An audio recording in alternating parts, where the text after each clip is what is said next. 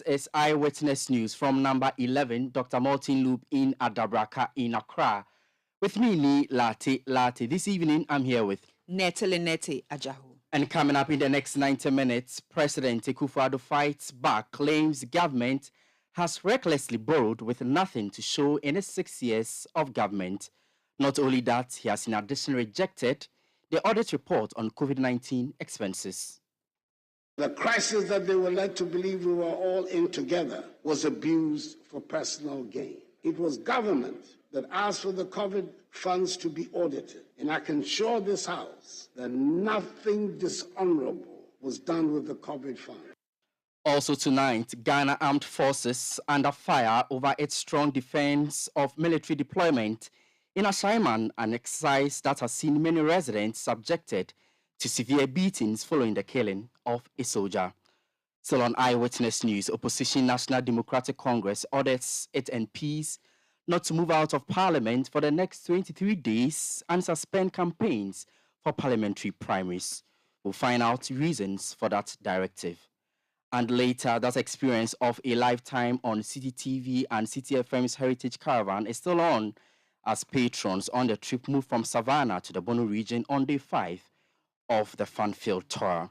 Stay with 97.3 Citi FM for more on these and other stories on Eyewitness News and in business. The Ghana Stock Exchange to institute more measures to ensure listed companies adhere to ECG reporting. And that is in 15 minutes. Eyewitness News is live across the country on Eagle FM 94.1 in Wale in the Northeast region, Westlink 88.1 FM in Laura in the Upper West region, Word FM 88.3 in Zarungu in the Upper East region, Dasoma 99.1 FM in Yendi in the Northern region, Heritage FM 107.3 in Hohoi, and Apini Radio 96.7 MHz in Pando, both in the Volta region. If you are listening to us in the Ashanti region, welcome to Orange FM 107.9 in Kumasi, Greener 95.9 in Sunyani in the Bono region, Beach 105.5 FM and Premier FM 100.5 both in Takrade in the Western region. The show is also live on Facebook on Citi 97.3 FM and also on YouTube on CityTube. Eyewitness News is interactive. Tell us what you make of the story. Share your views and thoughts via WhatsApp on 0549 986 996 0549 986 996. This is Eyewitness News on 97.3 Citi FM. My name is Larte here with Nete Ajahu. This evening, our first story has to do with President Akufo's presentation of the 2023 State of the Nation's Address in Parliament. President Akosua has jumped to the defense of his ministers of Health and Finance with regards to claims of the misuse of COVID-19 funds. The Auditor General in its 2020 reports on government's COVID-19 expenses revealed that out of the $2.5 billion mobilized for the fight against the pandemic, only 25%, representing 5.5 million Ghana cedis, was used on health. According to the reports, the remainder of the monies was spent on government programs such as free SHS and LEAP, among others. The report by the Auditor General led to a series of demands by the minority group in Parliament, calling for the heads of the two ministers. Addressing Parliament today on the State of the Nation, Nana Akosua said his ministers did nothing wrong with the COVID-19 funds, as claimed by the minority and the Auditor General. Mr. Speaker, it is precisely because the economic fallout from the pandemic is so widespread and long-lasting that it is important to show clearly that the COVID-19 funds were not misused. It is critical that we do not lose the confidence of the people that a crisis that they were led to believe we were all in together was abused for personal gain. It was government that asked for the COVID funds to be audited. And I can assure this House that nothing dishonorable was done with the COVID fund. The responses from the Ministers for Health and Finance on January 23rd and 25th, 2023, respectfully, have sufficiently laid to rest the queries from the Auditor General's report. And I believe any objective scrutiny of these statements from the Health and Finance Ministries would justify this conclusion. We did provide 518 million cedis of grants and loans to micro, small, and medium-scale enterprises through the NBSSI, now the Ghana Enterprise Agency, in which 302,515 enterprises benefited, of which 60% were women-owned. These were MSMEs that were in distress as a result of the pandemic. For some traders, the receipt of 1,000 cedis made the difference between the ruin of the household and survival. In addition, 58,041 health workers were empowered to supplement the existing health sector workforce. Subsequently, all of them have been absorbed as permanent workers in the health sector. Frontline health workers were also granted 50% tax relief for the period. Was that something to regret? The president also slammed critics who have accused his government of borrowing recklessly and spending with little to account for. According to him, his government has not been reckless, as debts currently being serviced was not only contracted during his administration. The country's debt has ballooned from 120 billion Ghana cedis to 450 billion Ghana cedis in 6 years, with many accusing the government of irresponsibly borrowing and recklessly spending same. Addressing the parliament today, the president said all money spent by his government went into projects he describes as urgent. Beyond the use of COVID funds, there are legitimate questions being asked about how the country's debt situation got to where it is. Mr. Speaker, let me state emphatically that we have not been reckless in borrowing and in spending. It is worth noting that the debts we are serving were not only contracted during the period of this administration. Mr. Speaker, we have spent money on things that are urgent, to build roads and bridges and schools, to train our young people and equip them to face a competitive world. Considering the amount of work that still needs to be done on the state of our roads, the bridges that have to be built, considering the number of classrooms that need to be built, the furniture and equipment needs at all stages of education, considering the number of children who should be in school and are not, considering the number of towns and villages that still do not have access to potable water, I dare say no one can suggest we have overborrowed or spent recklessly. Yes, I've been in a hurry to get things done, and this includes massive developments in agriculture, education, health, irrigation, roads, rails, ports, airports, sea defense, digitization, social protection programs, industrialization, and tourism. We can be proud of the many things that we have managed to do in the past 6 years. As I go around the country, I hear the pleas for more roads, schools, hospitals, and as the rainy season comes, I wish, as every other Ghanaian does, that we would have built more drains than we have. And I wish we have the resources to do more. And Mr. Speaker, I'm proud of the amount of work that we have done. The president also reiterated government's commitment to honor the payment of coupons and maturing principals of bondholders. Government failed to pay the coupons on bonds that were not tendered for the DDE, but that matured on the 6th and 20th of February this year. The bondholders sought explanation from the Minister of Finance for the delay. The Finance Minister in a statement assured that payment of coupons will resume on March 13. Addressing Parliament again, President Akosua said despite the opposition, 85% participation rate illustrates a successful domestic debt exchange program. It is clear that given the extent of the fiscal and debt sustainability issue we are addressing, fiscal adjustments and structural reforms are not sufficient for restoration of debt sustainability. A critical component of the measures we're implementing to address the current economic crisis is the debt operation, involving both domestic debt and external debt. The debt operation is aimed at returning the country to debt sustainable path by 2028 by reducing the debt to GDP ratio on a general classification basis and in present value terms, from 103% in 2022 to 55% by 2028, and reducing the external debt service to revenue ratio from 29% in 2022 to 18% by 2028. Mr. Speaker, in order to achieve these goals, the decision was taken to execute a domestic debt exchange program, in addition to fiscal adjustment, external debt operation, and structural reforms. The participation rate of 85%, representing tendered bonds of 83 billion cedis out of the total eligible bonds of 97.7 billion cedis, constitutes significant success for the DDE program. The 83 billion cedis bonds that were successfully tendered also represent 64% of the outstanding domestic debt of 130 billion cedis at the end of December 2022, as pension funds have been expressly exempted from the DDEP.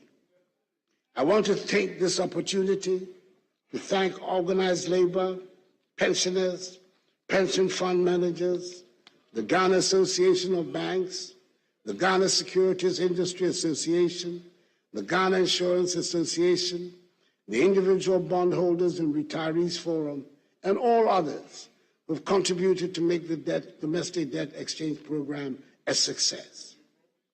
Mr. Speaker, I know it has been said over and over again in the past weeks, but the voluntary nature of the DDE program bears repeating, as is the fact that the government is committed to honoring all coupon payments and maturities in respect of both old bonds and the new bonds, in line with government fiscal commitments.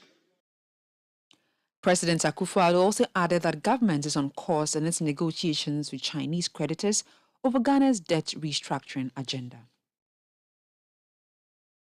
We're also making progress on the external debt negotiations since the government announced an external debt service suspension on 19 December 2022 for certain categories of external debt to ensure an orderly restructuring. This suspension is an interim emergency measure toward a comprehensive external debt operation which will contribute to the restoration of our debt sustainability in line with our request for debt treatment under the G20 Common Framework. I want to express our appreciation to members of the Paris Club and to the People's Republic of China for the cooperation they have so far exhibited to us in attempting to reach an agreement and in their attempt to establish an official credit committee. We look forward to their fast-tracking the needed financing assurances for IMF approval. We are confident that with their cooperation, we will reach our March deadline for going to the fund. We remain resolute in our vision to restore macroeconomic stability and promote inclusive growth. Mr. Speaker, government recognizes that sustained growth must be deliberate, especially in a global landscape marked by forces of technology, trade, and intense competition. It requires a combination of leadership, social cohesion, and deep investments in core capabilities of people, firms, and institutions to harness our opportunities. That is why, together with our private sector counterparts, we're anchoring Ghana's medium-term growth drivers on competitiveness, integration, adaptation, and digital innovation, all aimed at raising per capita GDP from the current $2,500 to $4,500, aligning with the Ghana Beyond Aid Charter by 2020. On the ongoing issue of vaccine shortages in the country, the president indicated that he is concerned about the situation. He, however, urged parents to send their children for vaccination once the vaccines are procured and supplied. Mr. Speaker, I must say, however, that the current shortage of some childhood vaccines in the country has concerned me greatly. This shortage, if prolonged, will affect negatively Ghana's childhood immunization program, which has been recognized as one of the most successful in the world. The WHO has only recently expressed worry about a steady decline in measles vaccination coverage globally because of the concentration on the fight against COVID-19. In accordance with our desire not to become part of this global trend, government has taken steps to ensure the stocks of these vaccines are procured and supplied as a matter of urgency and emergency. The Ghana Health Service has developed an elaborate program to catch up on children who have missed their vaccine immediately stocks arrive. Mr. Speaker, I want to encourage all parents and caregivers to ensure that eligible children are vaccinated once this program begins. No child should be denied access to vaccination. Mercifully so far,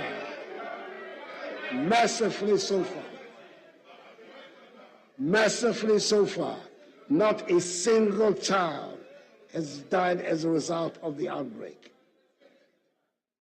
This House has already passed into law the National Vaccine Institute Bill, which is yet to be brought for my assent. In the near future, this institute will ensure that no matter what happens to the global vaccine supply chain, we can produce our own vaccines locally. That was President Akosua speaking there. So those were actually stories from today's presentation of the State of the Nation address in Parliament by President Akosua. So if you go to our website, citynewsroom.com, for instance, you have a raft of stories there for you. Let me run by you some of the headlines. We didn't misuse COVID funds. Nanado speaking there. We have not been reckless in borrowing and spending. Also, shortage of childhood vaccines worrying. We built more roads than any government in the Fourth Republic. President Akosua there. Gold for oil policy already yielding fruit. And so those are some of the stories on our website, citynewsroom.com. We also have the full address by the president also available on the site. I want to now bring in the Member of Parliament for Ningo Pram Pram, Samuel Nati George, so that we have a conversation on the presentation. Good evening to you, Honorable. Two quick things. And your caucus, that's the minority in Parliament, have accused the president of reckless borrowing and also misappropriation of COVID-19 funds. But today, when he appeared in Parliament, he said no, he has not been reckless and not misused COVID-19 funds. Well, good evening to you and good evening to our listeners. I think it was the most distasteful comment anyone occupying the highest office of the land would make. The president sought to whitewash corruption today. And like I've always said, the president is a big beneficiary of the things that he defends. He's the clearing agent extraordinaire of corruption in our country, ensuring that his appointees continue to misappropriate corrupt proceeds of corruption in government. How can the president say to us that there is no evidence of reckless spending when in 2020, 2021, when there was a lockdown, when the borders were closed, no flights were allowed in or out of Ghana, his Ministry of Health spent 36 million on conferences during COVID when we were in lockdown. His Ministry of Health spent 36 million Ghana cedis on conferences. And the president says that that is not corruption. The president says that everything is kosher with the expenditure that was done. The president has the effrontery to question the legitimacy and authenticity of the Auditor General's report on COVID-19 expenditure. I mean, when you have a president who has literally cleared every appointee of his, who's been whether caught on tape, right in the act of corruption, or there is glaring evidence that even a blind man can see and the deaf can hear that this is corruption. President Akosua has failed to see or hear corruption. Why won't he come and stand aloof in Parliament before the world, the international community, and say that as far as he's concerned, there's been no reckless spending. If there has been no reckless spending, we should not be hand in palm before the IMF begging for a paltry $3 billion when resources that were made available to him came to a total of $7 billion. He had resources in the last 18 months or in the 18 months of COVID ravage, totaling $7 billion. Today, we are doing la sulala begging the IMF, small boys in jackets in Wall Street, for $3 billion. And the president has the effrontery to say that there was no reckless spending. Was that not the basis for him to have made the unguided comments of saying that nobody will receive a haircut and people have not just received haircuts but head cuts? I mean, look, we have a president whose word is not worth the paper on which it is written because he cannot be trusted to be honest and to speak with candor. And I mean, the president displayed it today. He displayed it today. I cringed. And for the media men who were in Parliament post the interviews, when President Kufuor was leaving, I was granting an interview. I actually broke the interview and made a comment to President Kufuor, and he just smiled and called me a bad boy. But he agreed with the point I was making, that it is unbecoming and unthinkable that President Akosua will have the effrontery and the temerity to address this country when President Kufuor is sitting there and say that he, President Akosua, has done more infrastructure than any president in the Fourth Republic. And mind you, I didn't even make reference to President Mahama because President Mahama, when it comes to infrastructure, is in a league of his own in this Fourth Republic. No president comes close to him.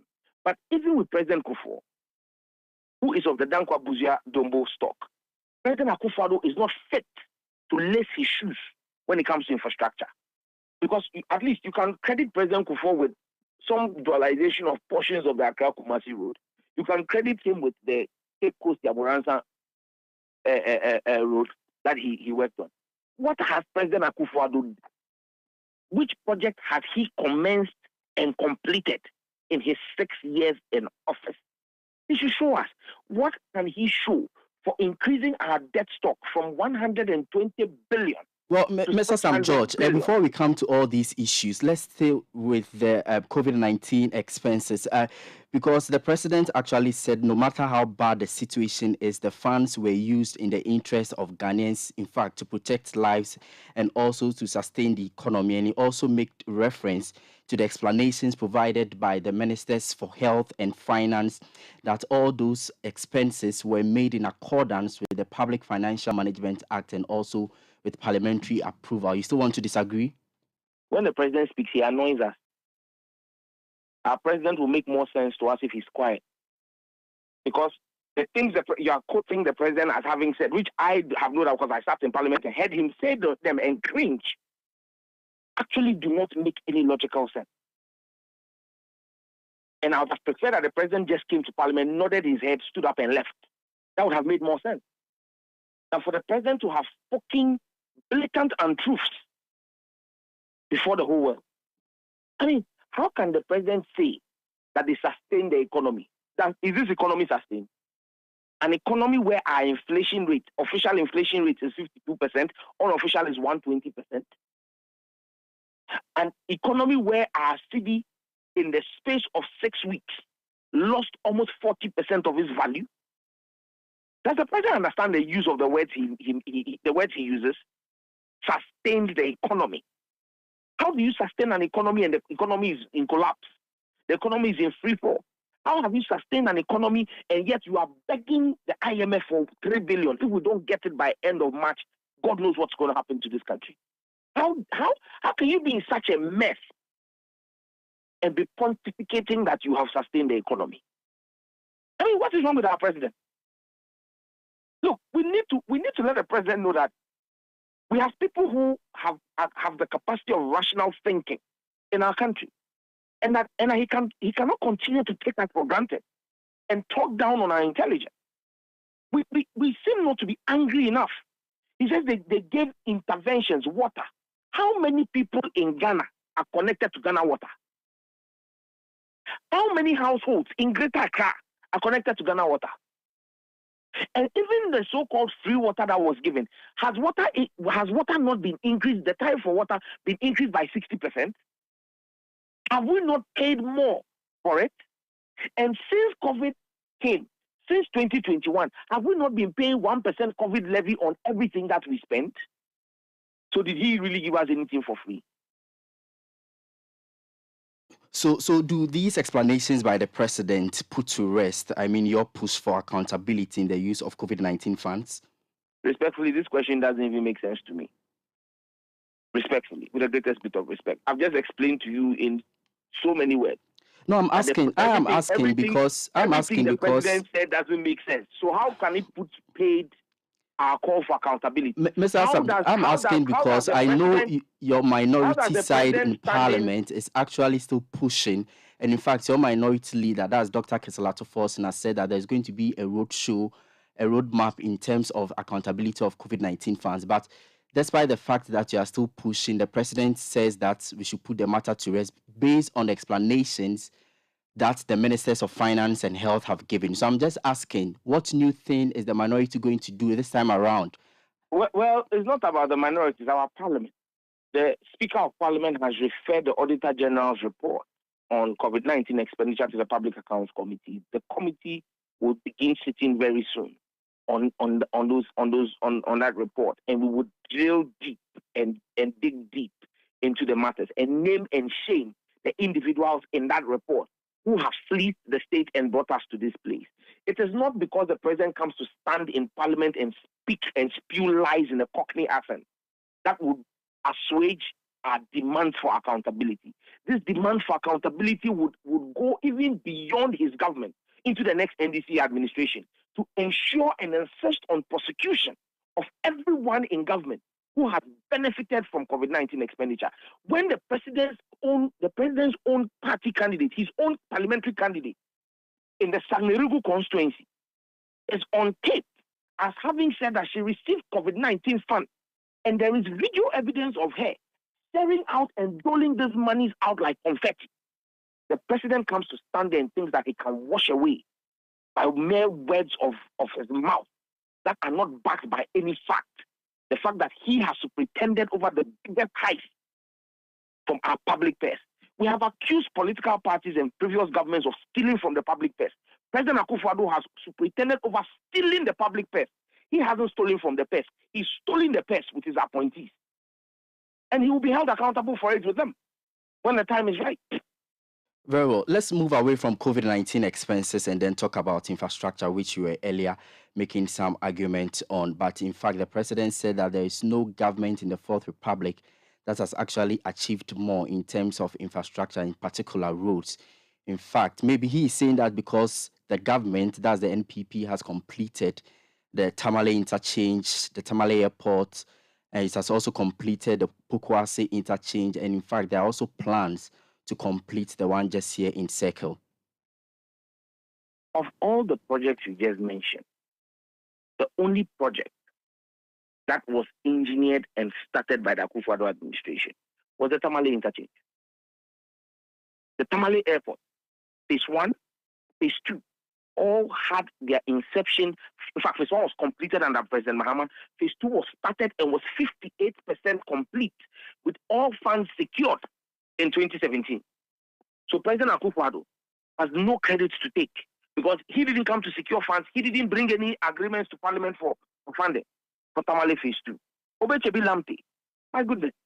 Again, another Mahama project with Parliament approving. You see, you cannot run away from these things because the hazards are there. The dates for the approvals are there. Otchere Lartey was not him. It was Mahama. That's like Kwame Nkrumah Circle. Just like the Kaswa interchanges. And so when you want to give him credit, it must be credit for something he has done, not what he has not done. And that is the question we are asking. In which area can President Akosua is not even fit to lace the shoes of President John Ajikun Kufuor, not to even talk of John Dramani Mahama, who is in a league of his own. Look, brother, the president came there today and came to literally run his mouth and brag about achievements that are non-existent. You would have expected that the president would have listed projects that his government, had started and he had completed. But he knew that if he did that, he possibly would have stormed him out of parliament, because he knows parliament is a house of record. He could not mention projects. You have tried to even make it palatable for him by trying to mention some projects. He couldn't mention the project because there are no such projects that exist. And so, what infrastructure has President Akosua built? Well, if you look at his statement, he outlined... Ghana is not Chebi. And so when they look at the fact that even in Chebi they have done asphalt in the cemetery, he should not assume that is Ghana. Mr. Sam George, in fact, in the statement, he's outlined some of the things that he's done. For example, he mentioned that he's increased the number of public libraries from 61 from independence until 2017 to 115 in 2012, provided more equipment to security agencies. He's successfully implemented digital address system. He's also significantly financed the governance of anti-corruption agencies. And a raft of some of these things that he said to his credit, because he mentioned emphatically that beyond the construction of roads, these are some of the things that the NPP government has done. Let me respond to them, as you have mentioned. Purchase of equipment for the military. Do you know what the track record of previous administrations are compared to him? What? He's talking about 140 APCs and 70 Husky vehicles that we have recently acquired. Do you know the number of APCs that were procured under the Mahama administration and the Mills administration, and even the Rawlings administration for the military? Morale in our military is at its lowest. That's why the military is venting out their anger on innocent citizens across the country, like you saw 2 days ago or yesterday in Ashama. Because morale is so low. Because the commander-in-chief has sat back aloof and not cared about the welfare of his men. Digital address system. My goodness. Like their own slogan said, Jack, where are you? Let me ask you, for the purposes of this interview and for the purposes of our listeners, how many of our listeners have ever used Uber or used a GPS system? That is the Jack, where are you system, or not Google Maps? I ask you, and for every Uber driver that is listening to me through on 97.3, how many of them are using Ghana Post GPS to carry out their services?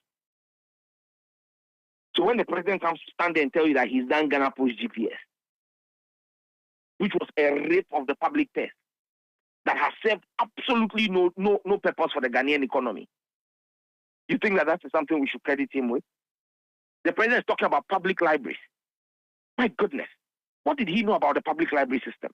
That was a project that was commenced under the libraries board that was a pet project of the then second lady, Madame Matilda Emisata. If you get to Kaukudi, there is a library that was completed in 2016. This government refused to open it because they wanted to wait for 4 years for people to forget that library just after Gold House at Kaukudi, state of the art, before Zenith Bank, was completed, ready for handover, but they kept it under lock and key. You go towards Pokwase, Amasaman, there is a library completed with books. 6 years, it's been locked. It's not being used. And he comes to stand here because those are not projects he knows about. So what can we really credit him with? He talks about fiber. Jesus Christ. And that his government has laid more fiber. In which country? And that's why I don't think the president gave the state of Ghana, the nation Ghana's address. Because when you're talking about fiber infrastructure in Ghana, the biggest state fiber infrastructure in Ghana is the 700-kilometer fiber optic cable that we call the Eastern Corridor Fiber. That carries fiber all the way from Ho to Yendi and branches off towards Boku. Built under President Mahama through a Danida project. At that time, I was on secondment to the Ministry of Communications under the ministership of Edward Omani-Boama. 700 kilometers, 48 core fiber. He should show me which fiber he has laid. That is up to 700 kilometers. Under that same administration and starting with Haruna Idrisu and then Omani-Boama, We had 300 kilometers of metro fiber in Tema and Accra. What has he laid? You understand me? When you come to LTE base stations, we set up 119 LTE 4G base stations. When you see the national security operatives walking around carrying those big phones that they call Gota phones, the 029, they run on our LTE base station infrastructure that we implemented for them. What are they talking about? Okay. Well, away from the State of the Nation's address, quickly, Mr. Sam George, let me pick your thought on this. There's this statement you have cited from your party, that's the NDC. In fact, barring MPs from traveling for the next 23 days because of some issues they have raised. What can you tell us about this whole move by your party asking you to suspend some campaign activities and also ensure that you remain in Parliament for the next couple of days? Respectfully, I will do that, but just in 1 minute. Do you realize that the president started his address by saying that we have freedom of expression and that even the diplomatic corps are free to engage in our national conversation? You ask yourself what is wrong with the president. The president forgets that on the 28th of January 2021, just 28th of January 2022, last year, he summoned the diplomatic corps to Pediasi and warned them to stop speaking about corruption in his government. Sternly warned them. Yet this is the man who says we have freedom of expression. We'll deal with him properly in the coming days during the debates on the floor.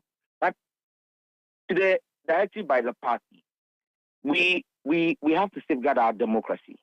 You have an electoral commission that has gone rogue, and that is aided by an abetting government, political party in government, that seeks to usurp the fundamental right of Ghanaians to vote as enshrined in the 1992 Constitution.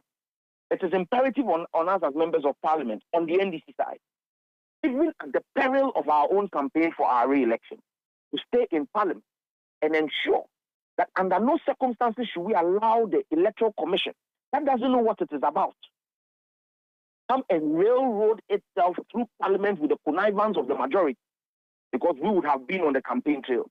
Because let me give you a clear example, a clear indication of what this is about. The EC is looking to introduce a new CI. The whole government of that new CI is that they want to use the Ghana card as the sole mode of registering onto the voters register roll.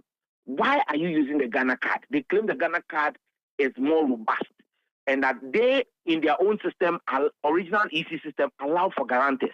The EC came to Parliament with this explanation without knowing that the Ghana card they want to use allows for guarantor system. That is how incompetent and clueless the Electoral Commission is. And if we leave them to continue to play with our democracy, we all stand at risk of not even seeing 2024 a democracy. And so it behoves on us as a party to ensure that we are in Parliament and decide and make sure that the right things are done, and let the EC, who claims, some of the claims of the EC just let you see how clueless Jean Adukwe-Mensah is. She claims that the guarantor system of the National Identification Authority is more robust than the guarantor system of the EC. When the EC is doing a guarantor system, when they are doing registration and people come to guarantee, political parties have representatives at every polling station who are present to challenge the legitimacy of persons claiming to be Ghanaians. During the NIA registration, have you seen any political party or any civil society at NIA offices who are challenging eligibility of people? So when you have a system where political parties who are stakeholders in our democracy can challenge the eligibility of somebody, Jean Mensah says that is not robust enough. And that a system where there is no basis for challenge in real time, that is a more robust system. You have an issue that is thinking backwards. We need to reorient them and put our democracy back on track. Very well. We are grateful. That's Samuel Nati George, Member of Parliament for the people of Ningo Pram in the Greater Accra region. Let's go on to the other side and pick the thought of Member of Parliament for Inshaiso and also Member on the Finance Committee of Parliament, Dr. Stephen Amwa. Well, Doc, good evening to you and thank you for joining us on Eyewitness News. I'm sure you heard what the President said in Parliament. Sam Nati George on the minority side has also reacted to some of these issues, especially with the misappropriation of COVID-19 funds. For example, it says that The president's statement makes nonsense the work of the audit service. What is your reaction? Thank you very much. My regards to our listeners this evening, but I need to clear this point. I think the use of propaganda or deception in our contemporary politics should be taken serious, because misinformation leads to arbitrary decisions, and that destroys every country in the world. That when people make decisions out of deception and lies. Let me correct this thing. My brother, who just spoke, my NDC brother, Sam George, spoke about optic fiber. I am surprised. I am shocked. Just listen to this. 14th August 2007, President Akosua performed ceremony to begin work on broadband project. Just listen. President John Agyekum Kufuor on Monday performed the ceremony to mark the formal commencement of work on the $70 million landmark National Communications Backbone Transmission Project to provide broadband for countrywide deployment of ICT. The project involves the laying of optic fiber across a distance of 1,900 kilometers to link all the 10 regions. Go and check this. As a matter of fact, go and check this. So if you hear the way my very good brother, he's my brother and my friend, the way he's even using insolent words and speaking as if he has facts, I'm shocked. I am very shocked. These days I'm trying to change a little bit. But when these statements are made, you are forced to also make comparative statements. He's asking what Akosua has to show. I am shocked. In my constituency, about 26 communities, I can tell you almost 20 of the communities, about 19 to 20, either the roads are done completely or major works are going on in shares. So go and check. Send your reporters there. Now, between Insawam and I think is it Apreja or so, forgive me if I get it wrong, I use just about 20 minutes because the roads are done. Between Accra and Kumasi, one of the most important roads in Ghana, because it links Upper Volta or Burkina Faso, even Ivory Coast and other parts, where Western region and all those places bring food to the southern Ghana.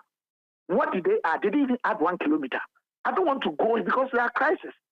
And so we have crisis in our country, and we want to solve these problems. That's where our focus is. And sometimes I don't want to do this comparative analysis. All that the NDC wants to talk about is to use the section to tell Ghanaians that they've done infrastructure for where? NDC and PP, they all do infrastructure. I think my government has done far better than them. In any case, as a social democratic party that they are supposed to do a lot of pro-poor policies, tell me one pro-poor policy of national character in this year. Do you know why they can't do that?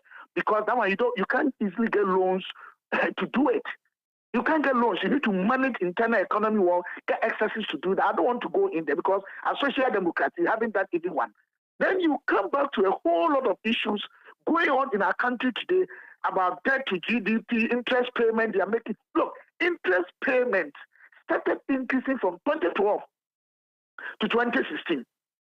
Go and check the facts from World Bank report. From 2016, under Nanado, it started decreasing. 2016, it started decreasing 17, 18. Then 19, it started going up again. But Dr. Stephen Amoah, let me bring you back to my main question that I asked you about the misappropriation of COVID-19 funds and then the publication of the report from the Auditor General as far as that issue is concerned. Well, the president indicated that it was wrong and erroneous for anyone to assign criminality on as to how governments used the COVID-19 funds. And the minority, for example, that has been pushing for a probe into the same subject matter today says that President Akufo-Addo's explanations and justifications do not bode well for anti-corruption in the country. My brother, COVID-19, in the first place, I also think I want the media to do us a great deal of favor as a country.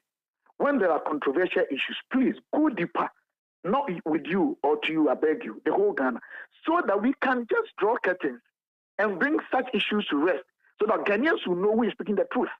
This COVID-19 thing, we've been debating back and forth in Parliament.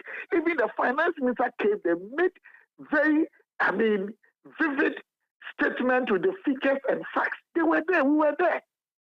And they approved, we together approved even the statement. The financial statement of the state, the budget. And it was part of it.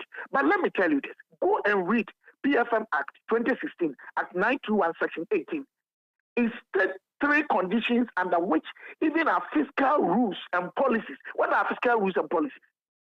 Upon consultation should be suspended. 1 is war, 2 natural disaster, 3 is health epidemic. Go and check. That's it. At times that we are even dying. You want every bit of the activity to go through all the. When we're dying, when we're talking about this, we're putting pressure even on the government to do everything it can to get vaccines and other things so that Ghanaians will not die. But in the same report, some of these vaccines we are told are yet to be delivered. There are also payments being made for the purchase of ambulances, for example. They are yet to be delivered. I'm not saying that if the money was misused, somebody should go scot-free. But let me tell you, what is the procedure in this country? We have public account committee, don't we? We do. Some of these things have to go there. They will ask further questions for clarity or clarification and other things. Then, if anything, will bring to Parliament. Where are we? Even when they have not even done what they were supposed to do, my brothers from the NDC have taken prejudicial positions because they wanted to do politics. No, it was because of the explanation the NPP gave at the time that we should allow the Auditor General to do the probe. And until the Auditor General does the probe. Auditor General was not allowed to do. Who has prevented Auditor General to do his work? Auditor General has its mandate, and it does it every day. And when it gets its results, we take it to public account committee. So they ask questions from what they bring out, whoever is involved to answer and bring further clarity or clarification before we draw curtains and whether if there should be recommendation or punishment. Yes, and in fact, they did that and cited a number of violations. No, is that not the case? But what about the violations they cited? What is violation? No, when you say violation, so the Public Account Committee has actually interrogated those who are involved, and they have just concluded that there are violations. They couldn't answer their questions. Are we not in this country that Auditor General does a lot of things? And then when it goes to Public Account Committee, they get clarity with material evidence to say that, it was the other way or this. Are we not in this country seen that?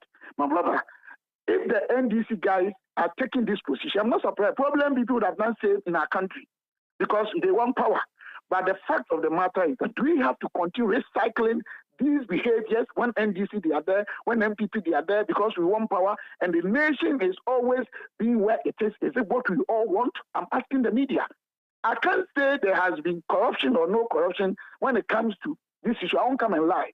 But I think the right procedures in line with the constitution and the laws of the land should be allowed to take its course and get to the final conclusion.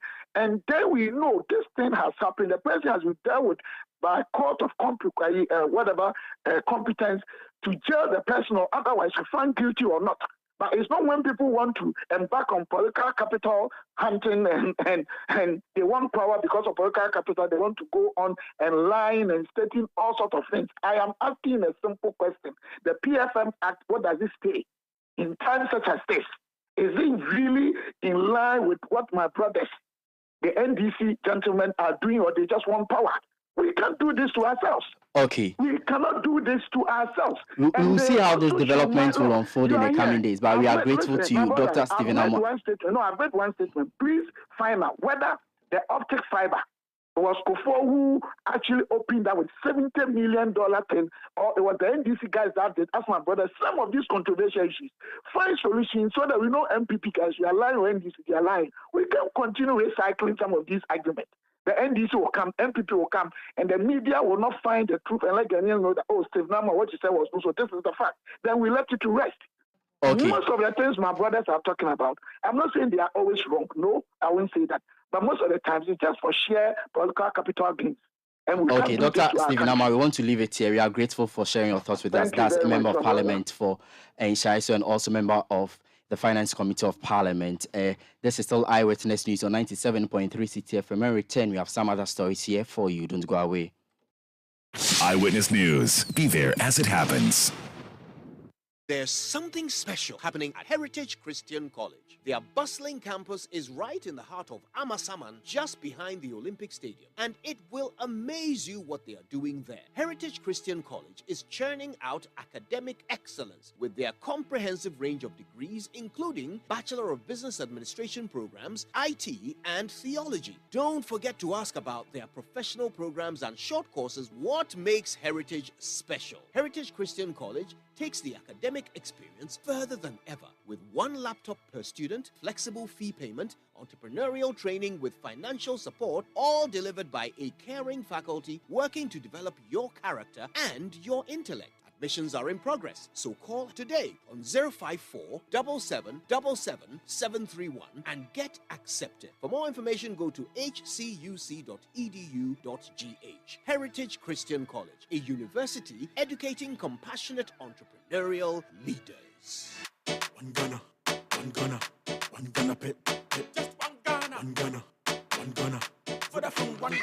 Yo, bro, I beg, make you give me correct shock absorber. Or make I do video concept, then take the Gaussian P for the engine show you. Hey, yawa humache. Every morning you the tear calls, they browse. Actually, something they. Hey, Tago, the way town make hot, I grow best one if you no po. If it be you where you get Vodafone 1 Ghana promo them out, 20 minutes talk time to call all networks, where you start get data and 1 gig from 5 a.m. to 11:59 a.m. Bye. Anka, you go do pass me safe, Ankasa. You dial star 530 hash. Make we enjoy. You go fit subscribe as many times as you want. Yes, plantain chips. Yo, sweet Ama, take this by Vodafone 1 Ghana bundle. Moku vibe plus video calls and taste. You catch the vibe. Early morning, 5 a.m. sharp. Vodafone, further together.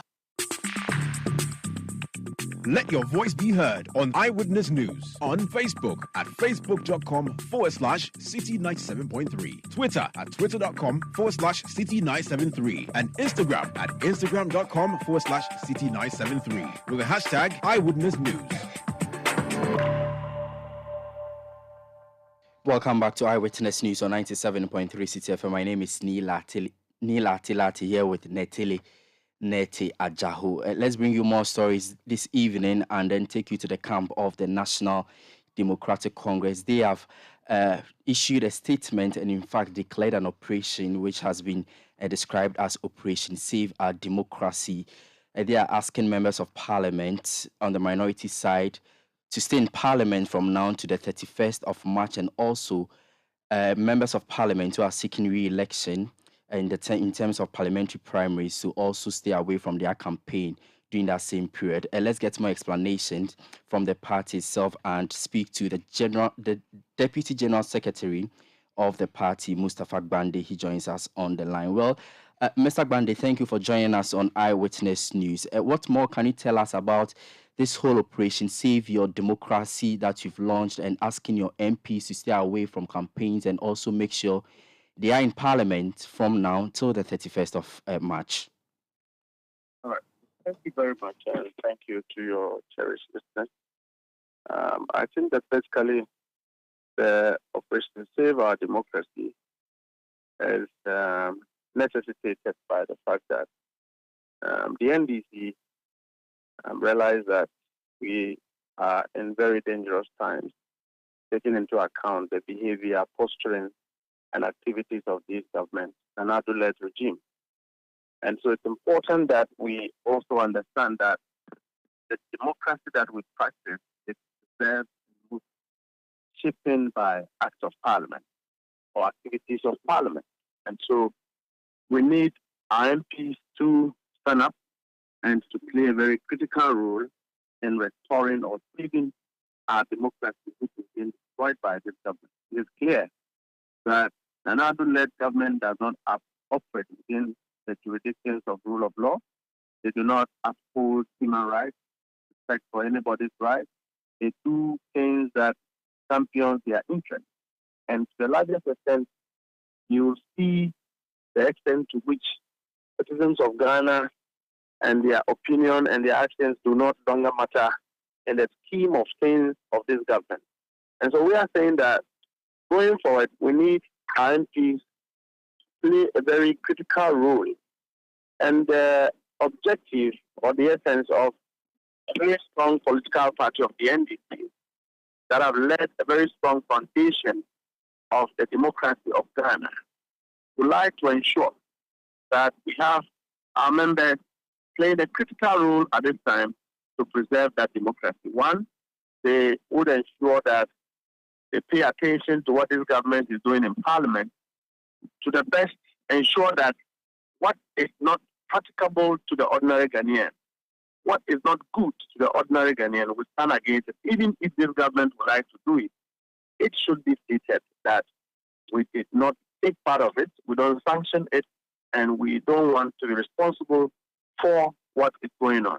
And so it's a demonstration of the fact that the government, the Nana-Addo-led regime, is taking this country on a very dangerous path.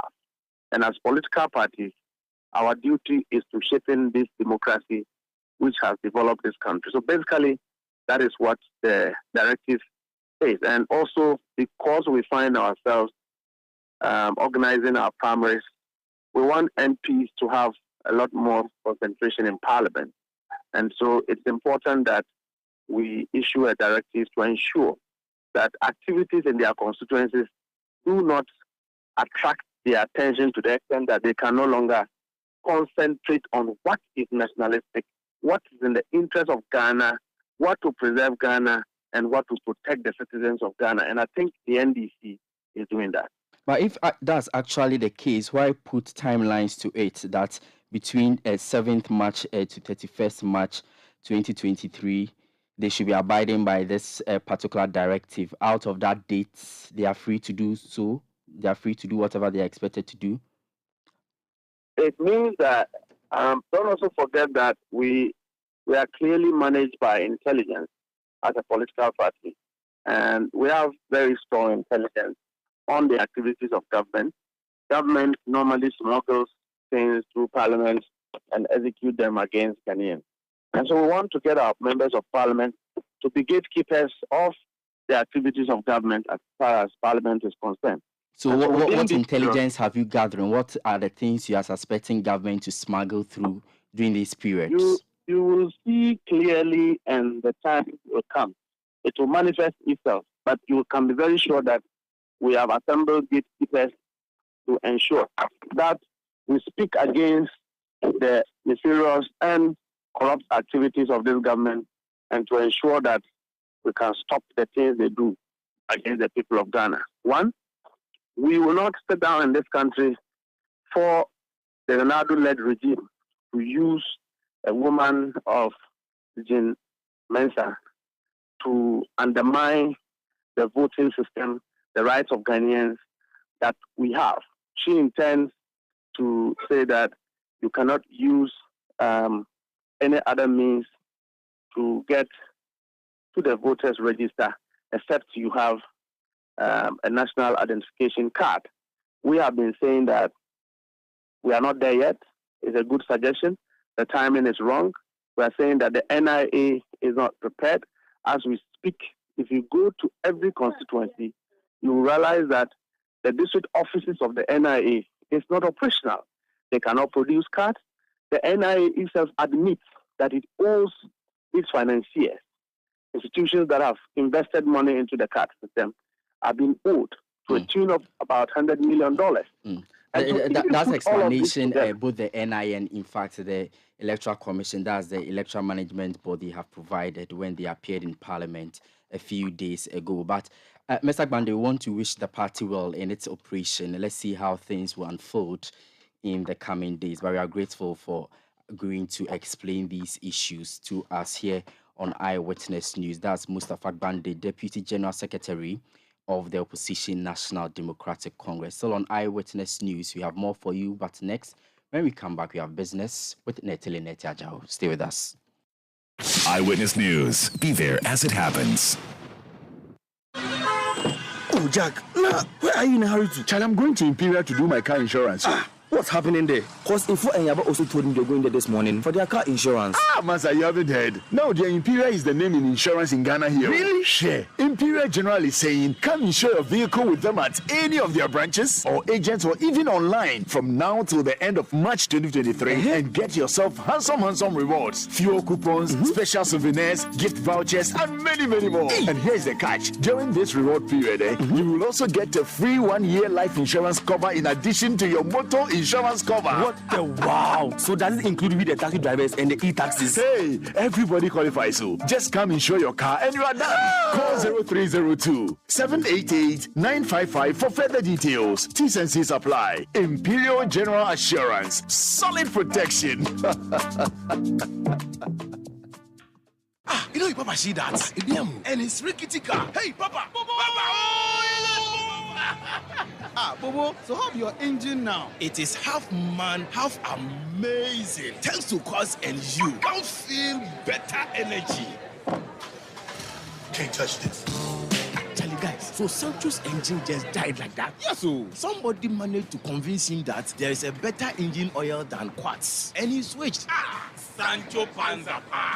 Now, which engine oil can be better than Quartz? No other, my guy. Quartz with its age-resistant technology, it keeps your engine younger for longer. Now you know. Have you guys seen the new bottle design? It's superb. Quartz 9000 from Total Energies there improves fuel efficiency. Why do you think Mr. Mane and Logoso have taken the Quartz Nation movement World Cup like that? Sorry. Quartz. Keep your engine younger for longer. Eyewitness News. Be there as it happens.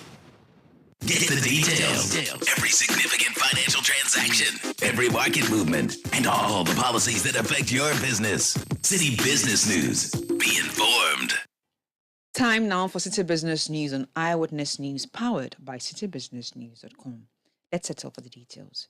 President Akosua has justified the gold for oil policy, arguing that it was timely to save the country from the spike in fuel prices at the pumps.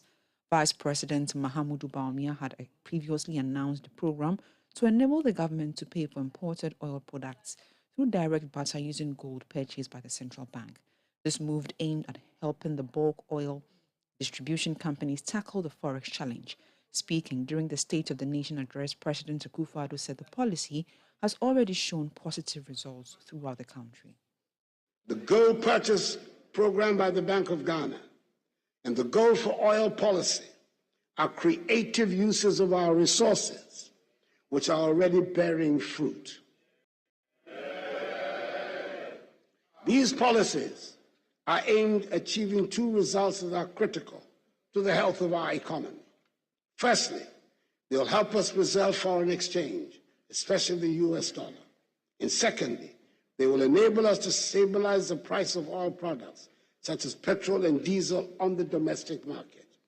We have already seen some success on both fronts, with the price of US dollars and petroleum products falling since we announced the policy and began to implement it.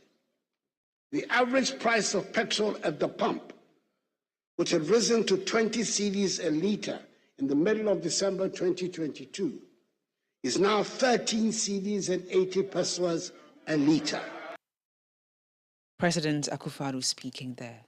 As part of efforts to support a sustainable future, the Ghana Stock Exchange has stated that it is poised to roll out more measures to ensure listed companies adhere to the guidance manual for disclosures on environmental, social and governance (ESG) reporting. Thus, the exchange maintains will help Ghanaian companies be more accountable for the impact of their operations on the environment. Speaking at the Bursar's Ring the Bell for Gender Equality program on International Women's Day, Managing Director of the GSE, Abna Amwa, also assured of implementing measures to correct gender balances in companies listed on the local bourse. Women and girls in Ghana, indeed across the globe, who are innovating and using technology to champion climate and sustainable initiatives, need to be celebrated and inspire the next generation of women change leaders. And that is why we ring the bell for them today. The GSE is on course with our own sustainability journey. And I'd like to highlight 3 key initiatives. Last year, we launched our ESG disclosure guidance manual, and we also launched our rules for green, gender, sustainability themed bonds. Our ESG manual provides the guidelines for companies and indeed the stock exchange itself to report on our ESG activities, while the green, gender, and sustainability themed bond rules prescribes the guidelines for institutions to list green and sustainable bonds on the exchange and for investors to buy such products. The GSE was also admitted into the UN Sustainability Stock Exchange Initiative, and we're very proud that we have joined a network of exchanges around the world committed to promoting sustainable development. Abna Amo is the Deputy Managing Director of the Ghana Stock Exchange. The Consumer Protection Agency is calling on the Public Utility Regulatory Commission, PURC, to announce a favorable adjustment of utility prices in the interest of consumers in its second quarter announcement for 2023. The PURC on 1st February increased utility tariffs for water and electricity by about 30% and 8% respectively. The regulator had indicated that the move was to cushion utility service providers from the rise in their cost of operations. Addressing a press conference in Accra, the CEO of the agency, Kofi Kapito, however, stated that his outfit will not hesitate to take legal action against the PURC to give consumers equal attention. As a regulator, emphasis is on PURC. Who is the regulator? Time has come that the regulator should be made to understand that their role was a double-sword thing. They cut left and they cut right. If you've allowed the utilities to increase, we are encouraging PURC that very soon they will come up with the second quarter review of utilities. And we are telling them that the CP and the people of Ghana is also looking forward that before they come up with the second quarter increase, we should see some improvement of the delivery by the utilities. This time, the CPA, the Consumer Protection Agency, is going to be watching as to the performance of the utilities, as to how much we have agreed to pay in the first quarter. If they don't merit, if the supply doesn't improve, if the services don't improve, the CPA will not hesitate before this announcement is made, go to court and seek an injunction to mandate the regulator. Kofi Kapito is the Chief Executive of the Consumer Protection Agency. Chief Commercial Officer and Head of the One District, One Factory program at the Ministry of Trade and Industry, Kofi Addo, is proposing the implementation of the single currency ECO amongst countries in West Africa which have met the criteria. Since its inception in 2003, ECOWAS leaders have postponed on a number of occasions the launch of the single currency, as some countries have been unable to meet the criteria, which includes reducing budget deficits, curbing inflation rate, and reducing debt to GDP ratio. Speaking to Citi Business News on the sidelines of the regional's consultation on migration, mobility and trade, Kofi Addo noted that having a common currency will help eliminate challenges faced by small-scale cross-border traders in the region. The common currency is a good idea, and it's something that all the governments are aware of, that it needs to come on board. But the question is when? So I believe the ECOWAS Secretariat, the monetary policy that used to be headed by Dr. Kofi Krandu Apraku and all the people will be able to work and make sure that we're able to attain some minimum requirements so that some countries can start. It's just like the African Continental Free Trade. When we started, it's not all the 54 African countries that signed onto it. We needed to start with some countries, and others saw the need and came on board. If we could also start with 3 or 4 countries, then others will see the need that a common currency facilitates trade, and it reduces all the smuggling and other things associated with it. Kofi Addo is the Chief Commercial Officer and Head of the One District, One Factory program at the Ministry of Trade and Industry. And that's all for Citi Business News on Eyewitness News. It was powered by your most comprehensive business website, citibusinessnews.com. My name is Nete Ajaho. Up next is Point Blank. Let your voice be heard on Eyewitness News on Facebook at facebook.com/Citi97.3, Twitter at twitter.com/Citi973, and Instagram at instagram.com/Citi973 with the hashtag Eyewitness News.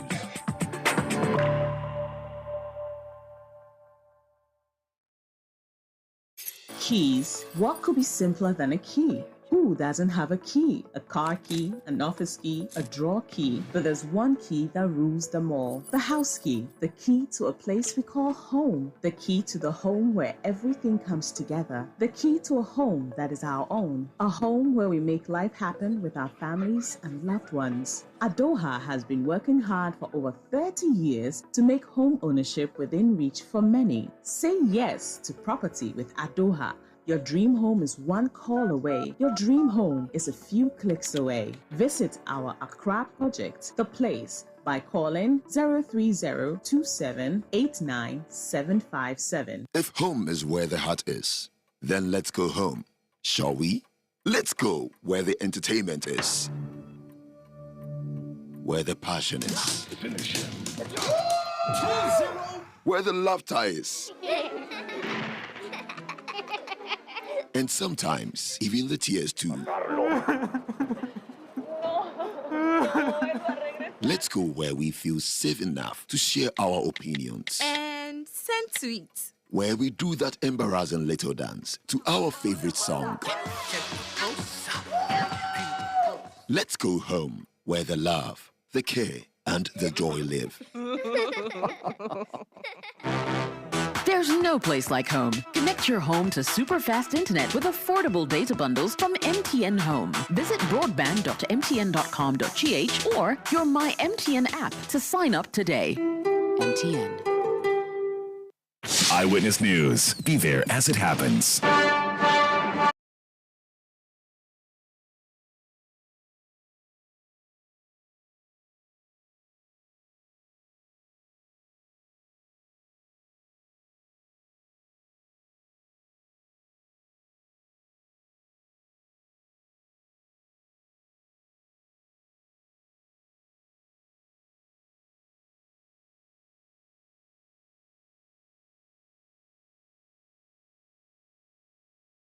Still Eyewitness News. Time now for Point Blank. And tonight we take you back to the issue that happened in Ashaman earlier this week. After some officers of the Ghana Armed Forces unleashed mayhem to some residents in the area following the killing of one of their officers. This morning, the Ghana Armed Forces actually released a statement ostensibly justifying that particular military deployment. Tonight on Point Blank, we pick the thought of the Dean and Director of Academic Affairs at the Ghana Armed Forces Command, Professor Vladimir Nchidanso. Good evening to you, Prof, and thank you for joining us on Point Blank on Eyewitness News. I'm sure you've seen the statement from the Ghana Armed Forces really explaining the issue and also defending the deployment of the military and then the action that happened thereof. From where you sit as someone who is into the security space, does this statement actually raise your eyebrows? Thank you for having me. Raising of eyebrow, no. The statement was clear. Let me have a caveat here. Whatever I'm saying is my own opinion and does not represent where I work or whatever association I belong to. My own candid opinion. The point is that they had to explain what went wrong and why they had to be there. And that is very important. If they had kept silent, that would have rather raised the eyebrow you're talking about.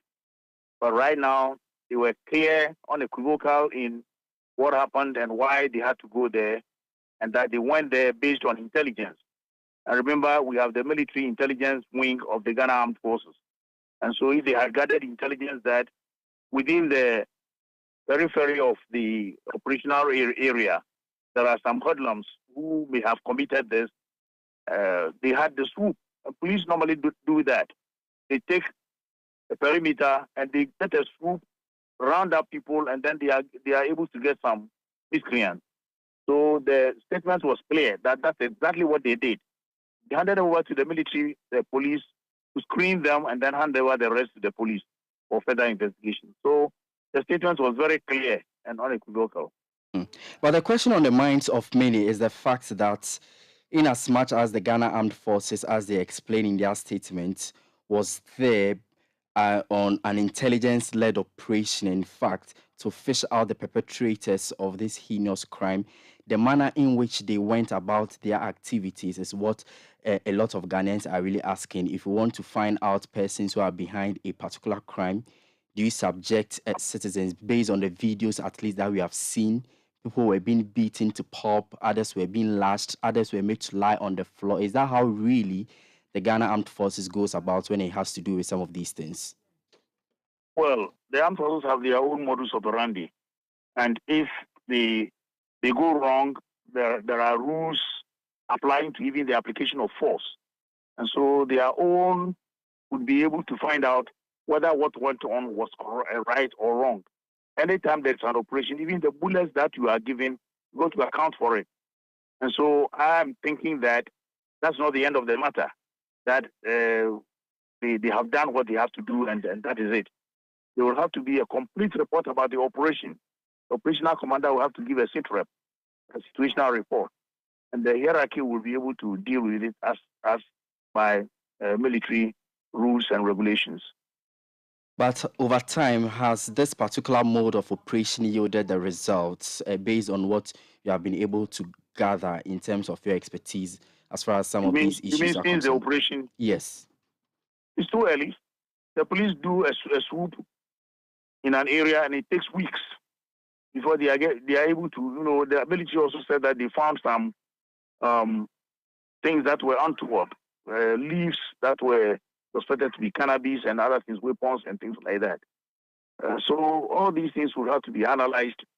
And then, so to think that only yesterday something happened and today the result is there, I don't think we are being fair.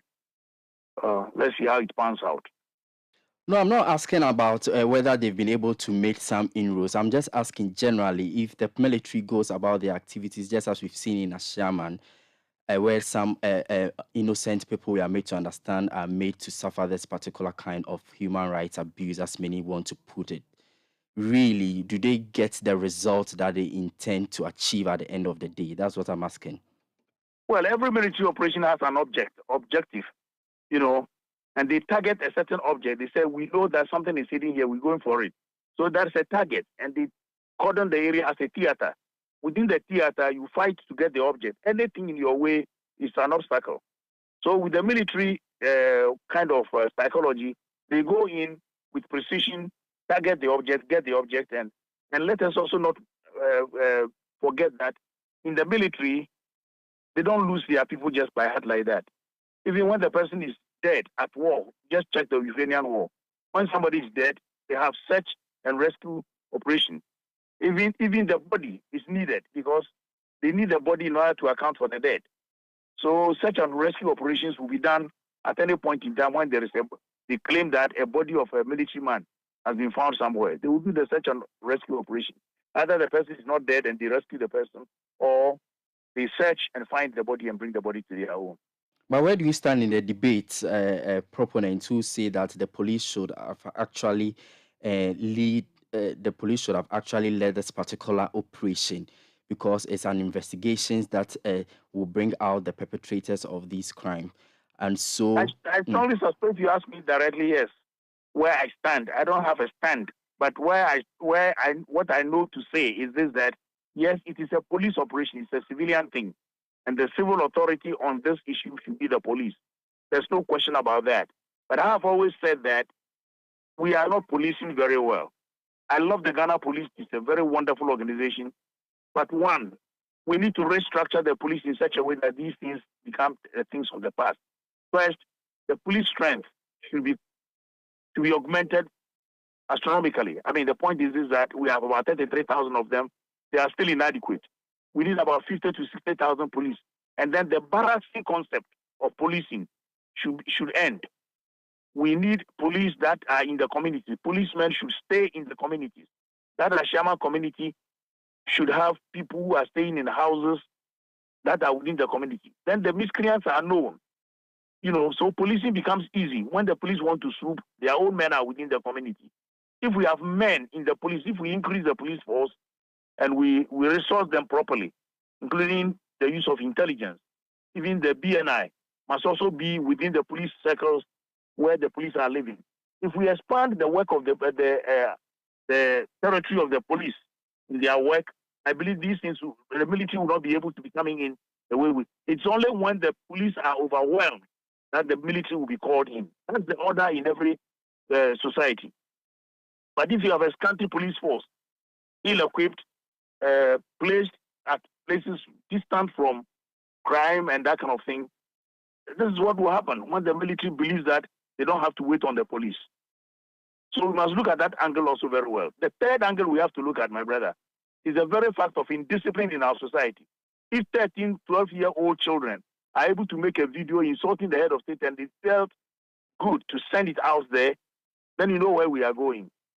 So there's so much indiscipline within our society in such a way that these things are bound to happen if we don't kill indiscipline. So much indiscipline. Driver indiscipline, everybody is just indiscipline. Media indiscipline, everywhere. And when you do that, there are miscreants who use the opportunity to say that, we're Ghana, we'll be and you'll be, and they do what they do. If you have even caught somebody, whether it's in police uniform or military uniform, and you doubt, you call the police. That is where constitutionalism works, that we all believe in the Constitution. Today, nobody believes in the Constitution of Ghana. We are now post-ante reaction are saying human rights and whatnot. Why didn't we prevent this? Why are we not law-abiding ourselves? So that when you see somebody in a bad whatever it is, you call the police first. The police will come in to take the matter up. Quite recently, not long ago, you remember that young man, very young budding man working with a cocoa board also, went to the village, the mother was dead. He was transporting the corpse to Accra also, just for keep at the morgue. He was lynched in one of the villages in the central region. His car was burnt, the mother's body. I mean, this is barbarism. Let us assume that this man were a soldier. This is what would happen. Because when the police suspected that he had killed somebody and put the body in the trunk, citizens of a democratic country, what we have to do is to call the police. You don't kill the man, burn his car, and, that thing was very also barbaric. So if we are barbaric, why do we say the military is barbaric? I'm very much worried about this third angle. The third angle where we should all be law-abiding and we should all be disciplined. Let's help to get Ghana more disciplined because we are so undisciplined, In as much as you want to instill discipline to strengthen the social fabric of society, and then if you have the military beating up people, that's actually where the major source of worry is, Prof. I agree that's a major source of worry. I'm worried myself. It's a major source of worry. I'm saying if we want to prevent this, then let the society be a constitutional society, a society where people know their rights but know their obligations too. We know our rights, but we know our obligations. And then let us have institutions of state that are well-resourced to take care of these things. Other than that, we'll be seeing these. That's the bottom line. If we are undisciplined and the whole society is undisciplined, then the military and the police and everybody will be undisciplined. That's what I'm talking about. Very well, Prof. We are grateful for your time here with us on Point Blank on Eyewitness News. That's Professor Vladimir Enchidansu, Dean and Director of Academic Affairs at the Ghana Armed Forces Command.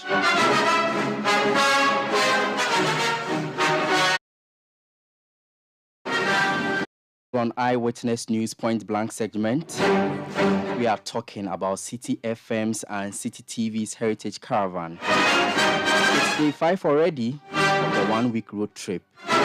Fred Duho is a reporter and a man on the ground. He joins us on the line. Well, Fred, you have 5 minutes to give us a wrap of day 5 of the Heritage Caravan.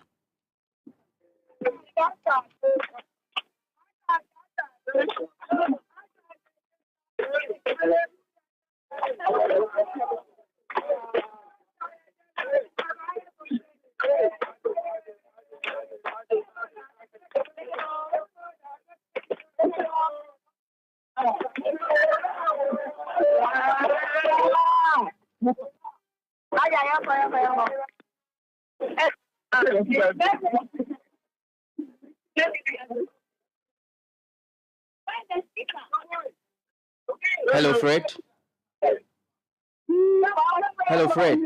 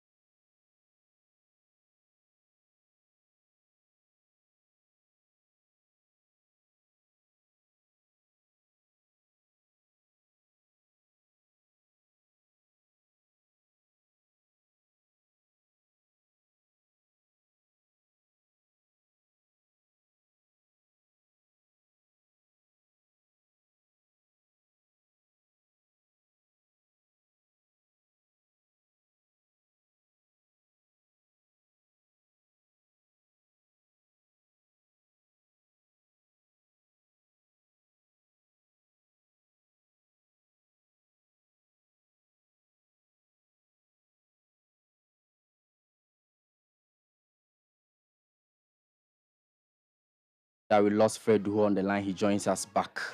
So Fred, tell us more about day 5 of the Heritage Caravan. Where are you now and what is the itinerary like for tonight? Larte, we've just gotten to Wenchi in the Bono region, and the bus is moving through town, and we're heading straight to Sunyani probably in the next 40 minutes. It's been a long day, and we've been traveling all the way from Tamale. We made a first stop at the Mole National Park, and subsequently we are still on the way going to our hotel, which is Hughes Bed Hotel in Sunyani, where the patrons would dress down, have dinner, and then we go for a party because the party has been added to the package. So this evening basically is for patrons to distress, take off their worry, put on their dancing shoes, and get to the dancing floor and have a whole lot of fun tonight. But it's day 5 of the Heritage Caravan already. You have 2 more days before you come back to Accra. Tomorrow, where will you be visiting and what will really be the plans for day 6? We would be moving from Sunyani to the next location, which will be Takoradi, Mahat to be precise.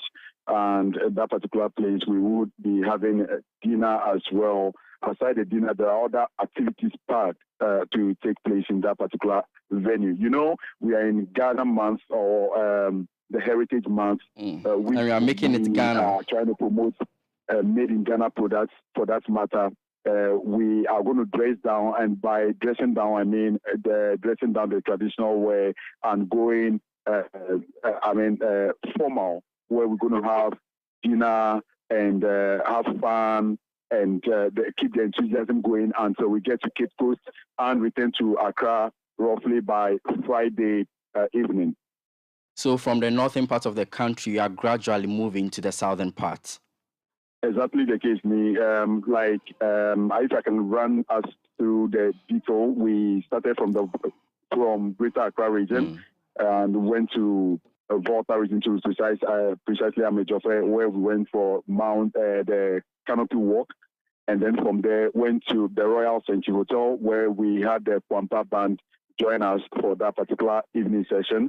It was an eventful night that evening. We moved from that end to another hotel in the Ashanti region, specifically at Ejisu. And from there, before then, we went to the Bonwe Kente Center, where the European Union in Ghana actually supported a young man to start his own Kente weaving session. So, in effect, from that end, from the Ashanti region, we moved straight to the northern region, but precisely the Upper East region. It was quite a long drive that day, and so far on the caravan, we would say for 2 consecutive days we've been traveling a very long distance, and it's been quite an eventful one. We're traveling and seeing the countryside, and everywhere we get to, patrons are able to buy 1 or 2 items and helping in one way or the other, boosting the local economy, because if they purchase any item that is adding value to the local economy, and those who are also engaging in petty trading. And that's the investment bit of what you're actually doing. Yeah, come again. I'm saying that that's actually the investment bit of what you are doing here at Citi FM and Citi TV. As you may be aware, the whole plan is to make it Ghana as far as investment is concerned, tourism is concerned, and film is concerned. So, like at the Red Clay, for instance, at Ibrahim Mahama, the artist place in Tamale, for instance, we had cultural troops come in, take turn to entertain our patrons, and it was also an awesome night we had at that particular place yesterday evening before taking off this dawn to Sunyani. As we currently speak, we are on the way to Sunyani. Very well. Thank you so much. That's Freduho, City News' reporter on the Heritage Caravan, telling us more on day 5 of the whole trip. And that's it for tonight's edition of Eyewitness News. It came to you live from our studios at number 11. Dr. Martin Loop in at Dabraka here in Accra. Return again tomorrow at exactly 5:30 p.m. My name is Ni Larte. Larte show was produced by Kobna Wilson, Beverly London, and then Sammy. We have a technical support from Daniel Squashi. Thank you so much for your company. Visit citynewsroom.com for more stories, and have a good night.